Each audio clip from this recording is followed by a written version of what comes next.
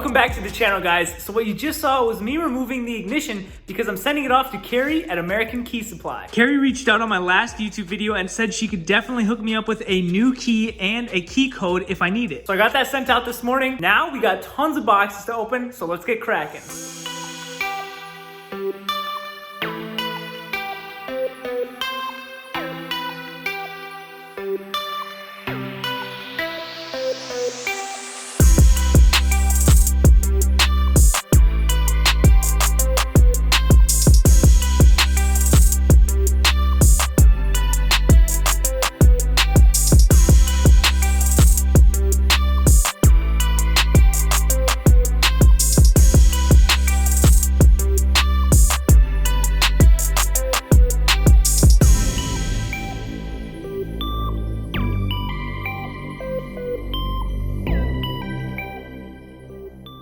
Yamaha accidentally sent me 2 right side passenger pegs, but now we're gonna build the pegs and put them on the subframe.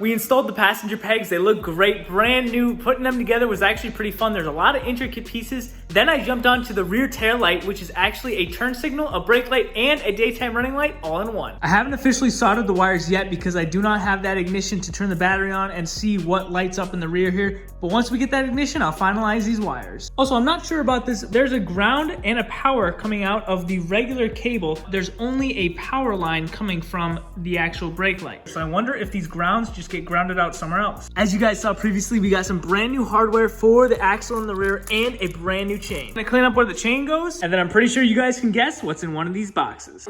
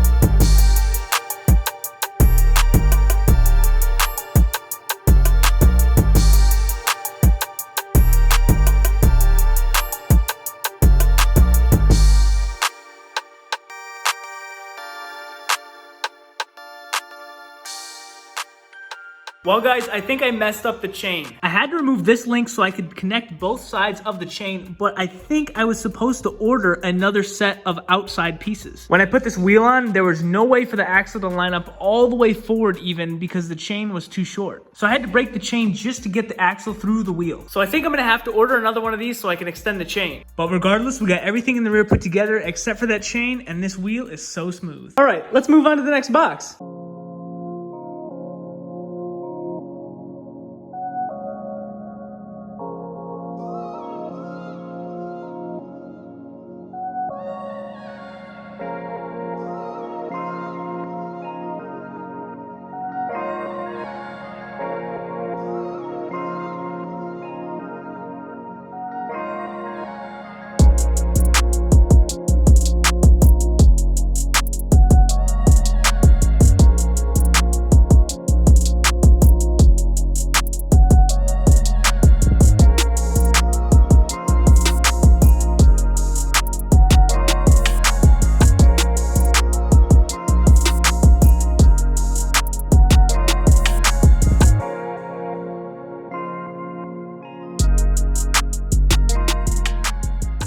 All right, we've done all we can so far on the Yamaha with the OEM pieces. We're all out and we're still waiting on more. While I was ordering parts, one cotter pin from Yamaha was $5. So instead, I just bought a whole set for probably $10. Now you're also probably wondering what these are. Now the last time I was messing with this Pitbull stand, this front pin did not fit in the lower triple on this R1. So Pitbull sells pins for the lower triples on different bikes. This far left one, I believe, is for a BMW. The middle one is for the R1, and this right one is for the Honda. So I'm gonna switch this pin out right in the middle here, and then I'm gonna use the stand on the bike.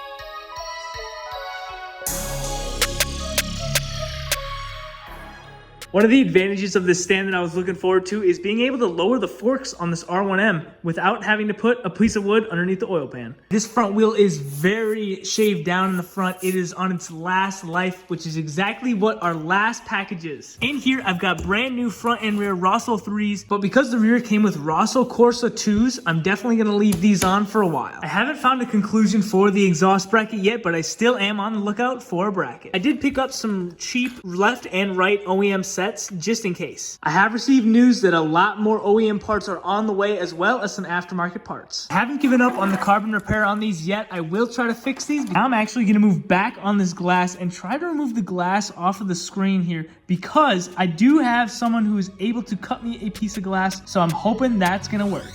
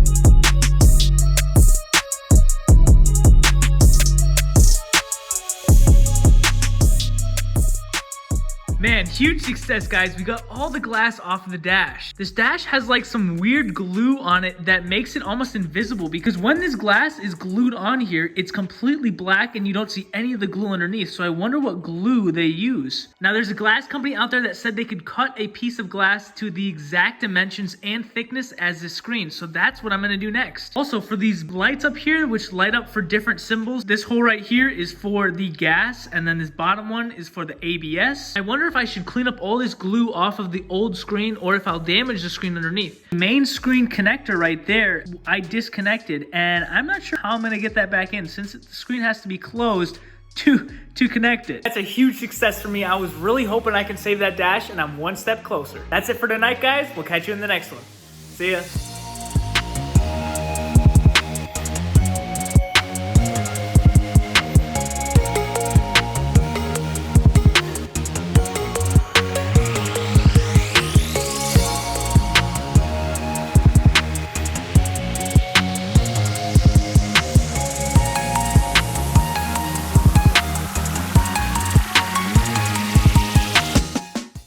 All right, some more bonus content. Don't remember my fairing burned? Let's replace it with a brand new set.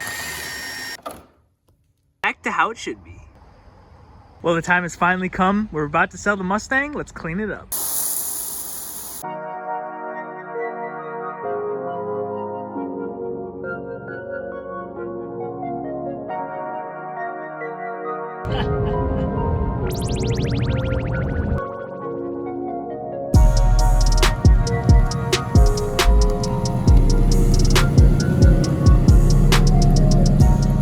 The very first vehicle I ever bought from the salvage was a 2019 Mustang GT, and I just sold it, which makes so much more room in the garage for more projects.